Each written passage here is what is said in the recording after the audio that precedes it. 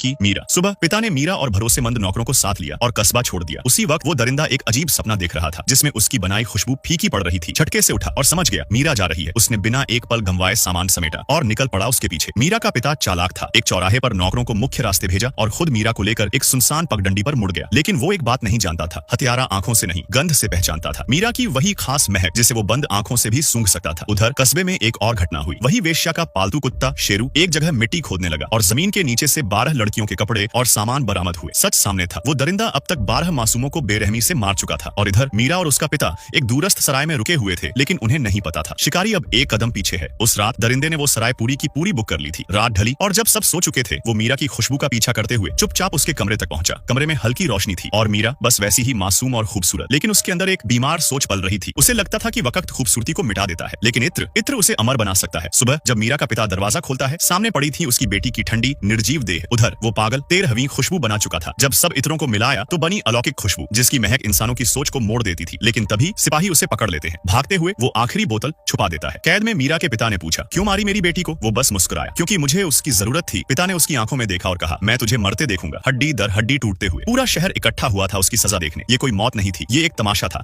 लेकिन तभी कहानी ने मोड़ लिया। फांसी से पहले उसने अपने रूमाल पर 13वीं खुशबू की एक बूंद डाली। महक फैलते ही पास के सिपाही ठिठक गए। उन्होंने उसके मैले कपड़े हटाए और रॉयल पोशाक पहना दी। एक बग्घी आई, उसे सम्मान से मंच तक लाया गया और जैसे ही वो बग्घी से उतरा, लोगों ने अपनी टोपियां उतार दी। कुछ घुटनों पर गिर गए जैसे वो कोई हत्यारा नहीं, कोई देवता हो। वो मंच पर चढ़ा, जल्लाद जिसे उसे मारना था अब उसकी खुशबू में खोया, झुक गया। उसने जेब से रूमाल निकाला और 13वीं खुशबू की 2 और बूंदें डाली, क्योंकि अब उसका सपना था इन 13 मासूम लड़कियों की गंध पूरी दुनिया में छा जाए। 13वीं खुशबू की 2 बूंदें हवा में घुली और एक पल में ही वो गंध सबकी नाक में समा गई। भीड़ सन्न थी। फिर जैसे कोई नशा टूटा, लोगों ने हुआन हू करना शुरू कर दिया। कठोर चेहरा लिए खड़ा पादरी भी घुटनों पर गिर पड़ा। ये इंसान नहीं, ये तो कोई फरिश्ता है। हर कोई उसे देख रहा था जैसे किसी चमत्कार को, जैसे कोई खुदा जमीन पर उतर आया हो। और वो मुस्कुरा रहा था। उसे सब मिल चुका था, इज्जत पूजने वाले लोग, खुदा बनने का एहसास। लेकिन तभी हवा ने उसके हाथ से रूमाल छीन लिया। 13वीं खुशबू से भीगा वो रूमाल हवा में उड़ता गया और अब सबकी नजरें उसी पर थीं। सच खुल गया। वो जिसे सब पूज रहे थे वो इंसान नहीं, वो गंध थी। उसका चेहरा सून पड़ गया। उसकी आंखों में निराशा तैरने लगी। लोग उसे नहीं, उसकी बनाई चीज को चाहते थे। फिर फैसला आया, वो निर्दोष है। पुलिस ने लोगों की भूख मिटाने के लिए उसके मकान मालिक को पकड़ लिया। उसे पीटा गया, जबरन कबूल करवाया गया, सब मैंने ही किया है। अब वो आदमी आजाद था। 13 परफ्यूम की बोतलों के साथ वो रवाना हुआ पेरिस की ओर। चाहता तो दुनिया को झुका सकता था, राजाओं को बंधुआ बना सकता था, बिना एक शब्द बोले। लेकिन दिल खाली था। वो लौटा वहीं जहां से निकला था, एक अंधेरा सीलन भरा कमरा, और वहां उसने पूरी 13वीं खुशबू खुद पर उड़ेल दी। कुछ ही देर में वो गंध फैल गई। पास की गली से महिलाएं खींची चली आईं। उनकी आंखों में दिव्यता थी, जैसे कोई फरिश्ता उतर आया हो। हम तुमसे प्यार करते हैं, उन्होंने कहा। लेकिन वो प्यार नहीं था, वो गंध का नशा था। पल भर में सब उस पर टूट पड़े और जब सब खत्म हुआ, उसका शरीर जैसे कभी था ही नहीं। 13वीं खुशबू ने उसे सब कुछ दिया और उसी ने उसे निगल लिया।